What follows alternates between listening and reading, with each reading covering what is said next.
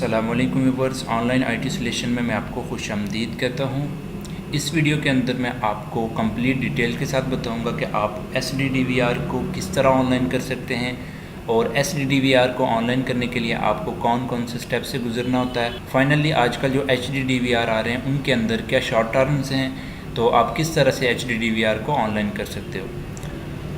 तो इस तरह से इस वीडियो के अंदर मैं आपको HDDVR और SDDVR दोनों को ऑनलाइन करने का मेथड बताऊंगा कि SDDVR के अंदर क्या डिफरेंट है और HDDVR को ऑनलाइन करने के लिए क्या डिफरेंट मेथड आपको अप्लाई करना होता है।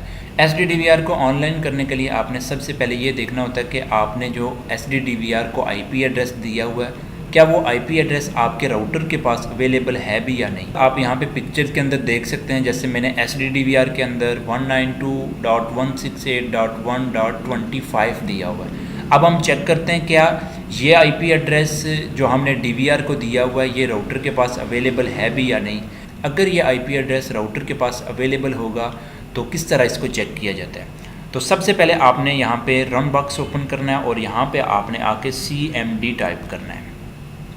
कमांड प्रॉम्प्ट ओपन करने के बाद आपने यहाँ पे लिखना है PING पिंग और यहाँ पे 192.168.1.25 आपने अपने DVR का IP एड्रेस चेक करना है।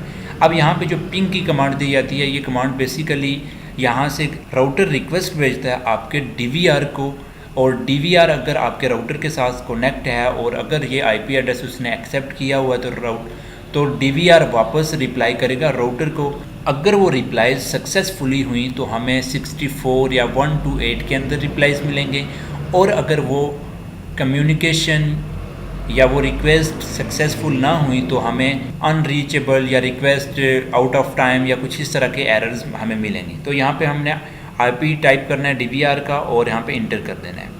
अब देख ले यहाँ पे पहले हमें जो उसने बताया डेस्टिनेशन होस्ट अनरीचेबल, और यहाँ पे दूसरी रिक्वेस्ट के अंदर उसने हमें बताया कि 64 की एक रिप्लाई आई, फिर 64 की, फिर 64 की। इसका मतलब ये हुआ कि पहले टाइम उसने कम्युनिकेशन करने की कोशिश की लेकिन वो नहीं हो सकी, फिर दूसरी रिक्वेस्ट भेजी तो दूसरी रिक्वेस्ट के ऊपर आपकी कम्युनिकेशन सक्सेसफुल हो गई।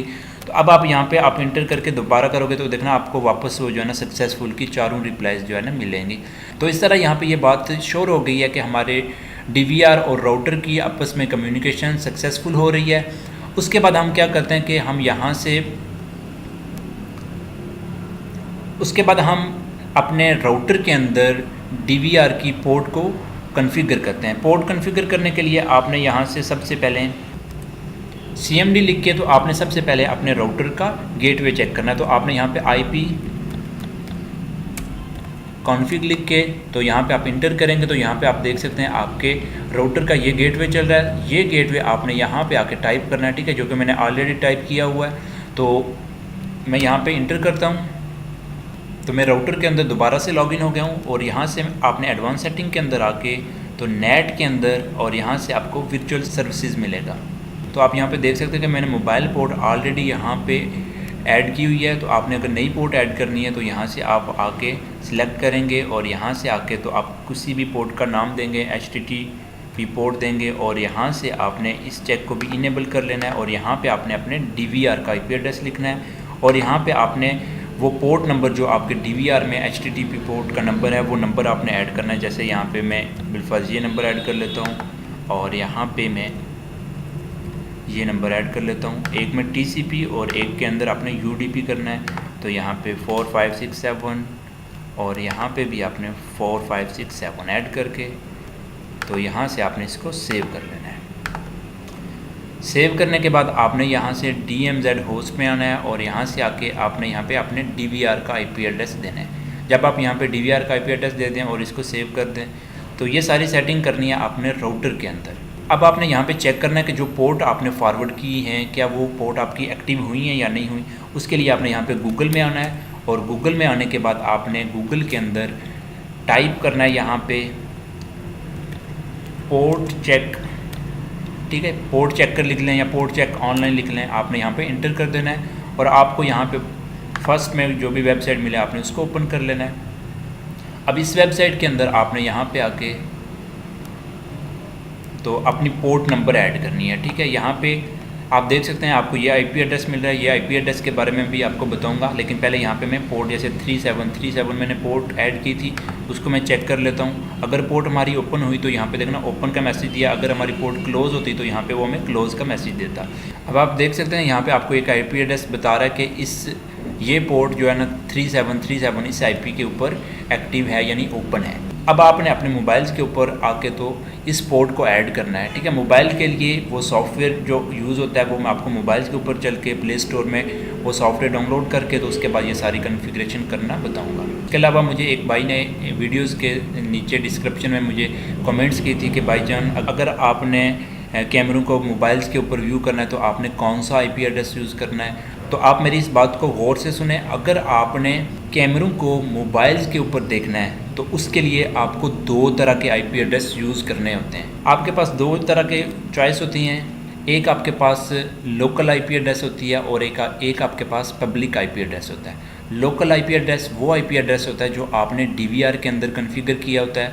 अगर आप डीवीआर का आईपी एड्रेस उस डीवीआर के सॉफ्टवेयर के अंदर जो आप मोबाइल्स के अंदर इंस्टॉल किया हुआ है उस एप्लीकेशन के अंदर अगर आप आके तो वो आईपी एड्रेस ऐड करेंगे तब भी आप अपने कैमरों को व्यू करके देख सकते हैं। लेकिन अगर आपने डीवीआर का आईपी एड्रेस दिया हुआ है और आपके कैमरे चल रहे हैं तो उसका मतलब यह है कि जब तक आप इस राउटर के साथ जिसके साथ आपका डीवीआर कनेक्ट है, जब तक इस राउटर के साथ आप कनेक्ट होंगे तो आपके डीवीआर वाला आईपी एड्रेस चलेगा। लेकिन अगर आप चाह रहे हैं कि आप दुनिया में किसी भी जगह बैठ के अपने कैमरों को व्यू कर सकें तो उसके लिए आपको पब्लिक आईपी एड्रेस की ज़रूरत होती है। पब्लिक आईपी एड्रेस चेक करने के लिए आपने गूगल में आके तो यहाँ पे आपने लिखना है माई आईपी और यहाँ पे आपने इंटर कर देना है।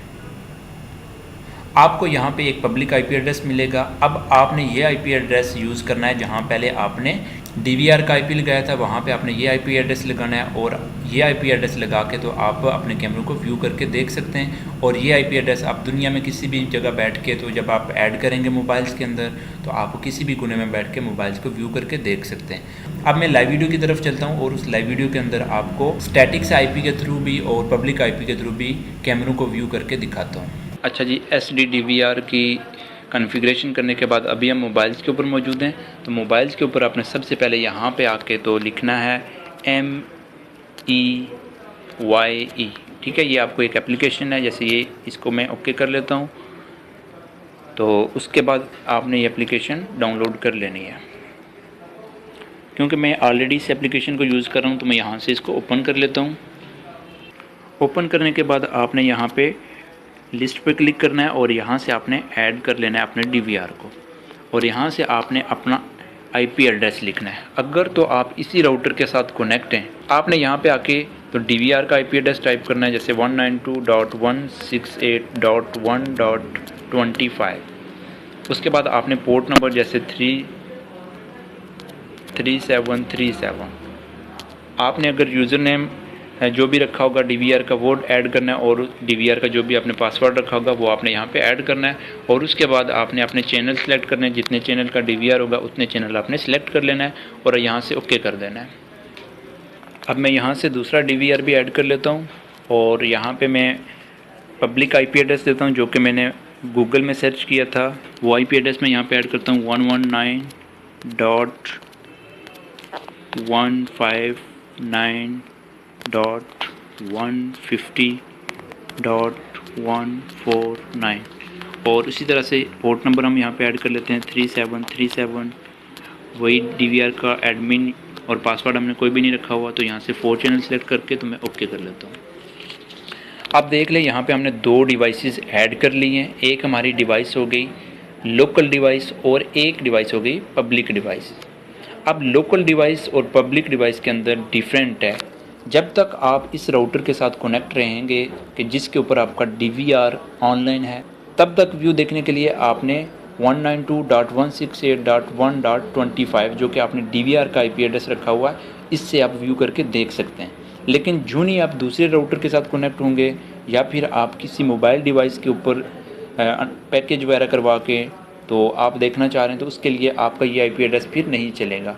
उसके लिए आपको ये फर्स्ट वाला आईपी एड्रेस जो पब्लिक आपका आईपी एड्रेस है ये ऐड करना पड़ेगा।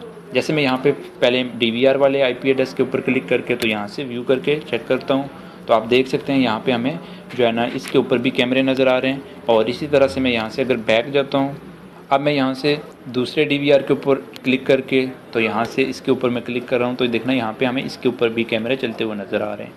अब जो हमने 25 वाला जो DVR का IP एड्रेस था, जब तक हम इस राउटर के साथ कनेक्ट रहेंगे तो हमें कैमरे इसके ऊपर चलते हुए नज़र आएंगे। लेकिन जब हम किसी भी दूसरे नेटवर्क के साथ कनेक्ट होंगे तो उसके लिए हमें ये पब्लिक IP एड्रेस की ज़रूरत होगी। तो ये IP एड्रेस यूज़ करके हम किसी भी जगह दुनिया में बैठ के अपने कैमरों को व्यू करके देख सकते हैं। उम्मीद है मेरी इस वीडियो की आपको समझ आई होगी, और अगर आपको इसके बारे में अभी भी कोई कन्फ्यूजन हो तो आप हमें नीचे डिस्क्रिप्शन बॉक्स में ज़रूर कमेंट्स करें, तो इंशाल्लाह मैं उसके बारे में भी आपको ज़रूर सॉल्यूशन दूँगा।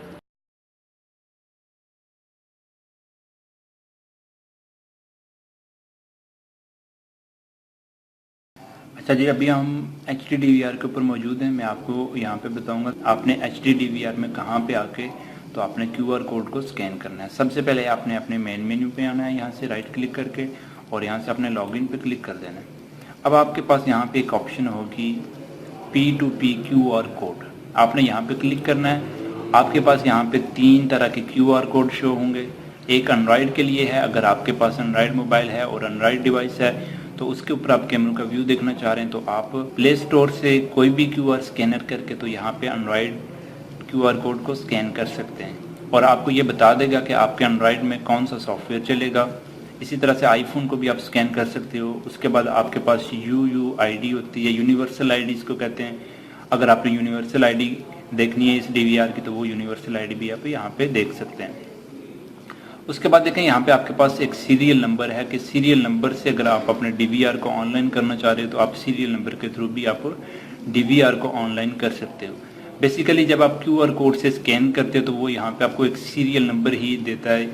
आपने एंड्रॉयड मोबाइल में जो DVR का सॉफ्टवेयर किया होगा उसमें आपने यहाँ पे सीरियल नंबर ऐड करके तो उसको ऑनलाइन करना है। क्योंकि नेटवर्क के टैब में आप यहाँ पे HD DVR में देख सकते हैं कि हमें किसी भी तरह की कोई भी पोर्ट की सेटिंग नहीं मिल रही, तो यहाँ पे नए जो भी DVR आ रहे हैं उनमें यहाँ पे कोई भी पोर्ट की सेटिंग नहीं है। तो आपने यहाँ पे आके तो यहाँ से ये सीरियल नंबर ऐड करना होता है अपने सॉफ्टवेयर में, तो फिर आप इस सॉफ्टवेयर के थ्रू अपने कैमरों को ऑनलाइन कर सकते हो। ठीक है, अब मैं आपको मोबाइल के ऊपर इस सॉफ्टवेयर के बारे में बताऊंगा कि जो हमने एंड्रॉयड से इसको स्कैन किया और हमें जो उसने सॉफ्टवेयर बताया वो सॉफ्टवेयर मैंने ऑलरेडी अपने मोबाइल में डाउनलोड किया हुआ है, लेकिन मैं मोबाइल के ऊपर चल के तो आपको बताऊंगा प्ले स्टोर से आपने वो सॉफ्टवेयर किस तरह डाउनलोड करना है, और फिर उस सॉफ्टवेयर के अंदर आपने ये सीरियल नंबर किस तरह ऐड करके तो कैमरों का व्यू देखना है। तो आइए अब हम मोबाइल्स के ऊपर चलते हैं। अच्छा जी, अभी हम मोबाइल्स के ऊपर मौजूद हैं। मोबाइल्स में सबसे पहले आपने अपने प्ले स्टोर के अंदर आना है, तो आपने प्ले स्टोर के अंदर उस सॉफ्टवेयर का नाम लिखना है। तो आपने प्ले स्टोर ओपन करके यहाँ पे QR स्कैनर डाउनलोड करना है। आप यहाँ पे आके तो QR स्कैनर करेंगे तो यहाँ पे काफ़ी सारे सॉफ्टवेयर आपको मिल जाएंगे। जैसे मैं यहाँ से कोई भी एक सॉफ्टवेयर कर लेता हूँ, तो यहाँ से आप कोई भी QR स्कैनर सॉफ्टवेयर कर लें। मैंने ऑलरेडी यहाँ पे QR स्कैनर एक सॉफ्टवेयर किया हुआ है, मैं उसी सॉफ्टवेयर से आपको स्कैन करके दिखाता हूँ कि आपने किस तरह से QR कोड को स्कैन करना है। यहाँ पे QR कोड स्कैनर है, तो ये मैं ओपन कर लेता हूँ। आप देख सकते हैं मैंने जो नहीं इसको ओपन किया और उसने यहाँ पे एक कोड स्कैन किया, और यहाँ पे एक एड्रेस हमें उसने बताया कि आप इस एड्रेस के ऊपर जाके इस सॉफ्टवेयर को डाउनलोड कर सकते हो। और यहाँ पे प्ले स्टोर में हमें जो ये सॉफ्टवेयर मिलेगा, जब हम यहाँ से इसको ओपन करेंगे तो प्ले स्टोर में हमें डायरेक्ट इस सॉफ्टवेयर की तरफ ले आएगा, जो मैं यहाँ पे अभी आपको टाइप करके दिखाऊंगा। प्ले स्टोर के अंदर हमें जो सॉफ्टवेयर बताएगा वो यहाँ पे ATVAHD ये एक सॉफ्टवेयर है, तो आप इस सॉफ्टवेयर को स्कैन कर लें। अब आप इस सॉफ्टवेयर को सर्च करें, सर्च करने के बाद आपको ये सॉफ्टवेयर आएगा। ठीक है, आपने इस सॉफ्टवेयर को डाउनलोड कर लेना है, इंस्टॉल कर लेना है। यहाँ पे मैंने ऑलरेडी इसको इंस्टॉल किया हुआ है, तो मैं यहाँ से इसको ओपन कर लेता हूँ। ओपन करने के बाद आप देख सकते हैं यहाँ पे ये सॉफ्टवेयर हमारे पास ओपन हो रहा है, और यहाँ से मैं इसको लोकल लॉगिन कर लेता हूँ। लोकल लॉगिन करने के बाद 2 तरह के यहाँ पे DVR ऐड किए हुए हैं, एक DVR IP एड्रेस के थ्रू ऐड किया हुआ है और एक इसी सीरियल के नंबर से मैंने ऐड किया हुआ है।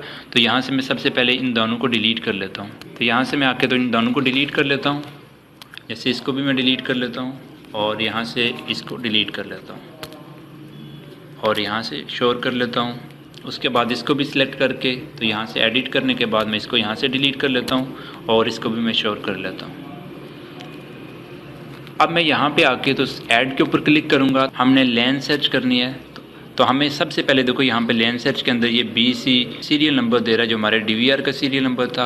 ये सीरियल नंबर यहाँ पे मैं इसके ऊपर इंटर करता हूँ। तो यहाँ पे मैं 4 चैनल को व्यू करना चाह रहा हूँ या 8 चैनल को, जितने भी आपने करने हैं। उसके बाद आपने यहाँ पे अपने DVR का नाम देना है। जैसे मैं यहाँ पे कोई भी DVR का एडमिन नाम रखने के बाद मैं इसको यहाँ से स्टोर कर लेता हूँ और उसको अब मैं यहाँ से बैक करके, तो यहाँ पे आप देख सकते हैं यहाँ पे एडमिन के नाम से जो हमारे कैमरे ऐड थे वो सारे यहाँ पे हमें व्यू होना नज़र आ गए। ठीक है, तो आप देख लें एडमिन के अंदर जो जो कैमरे हमारे चल रहे थे वो सारे कैमरे यहाँ पे हमें व्यू होते हुए नज़र आ रहे हैं। इसी तरह से यहाँ पे अगर नेक्स्ट जाने तो नेक्स्ट कैमरे आ जाएंगे। तो यहाँ पे आप देख सकते हैं कि हमें कोई भी पोर्ट नंबर, कोई भी IP एड्रेस नहीं ऐड करना पड़ा, जस्ट हमने सीरियल नंबर ऐड करके तो हमने अपने कैमरे को व्यू करके देख लिया। उम्मीद है मेरी ये वीडियो आपको पसंद आई होगी और इसकी समझ भी आपको आई होगी। अगर आपको इसके बारे में कोई भी कन्फ्यूजन हो तो आप मुझे नीचे कमेंट्स बॉक्स में ज़रूर कमेंट्स करें और मैं आपको इंशाल्लाह उसका ज़रूर सॉल्यूशन बताऊंगा।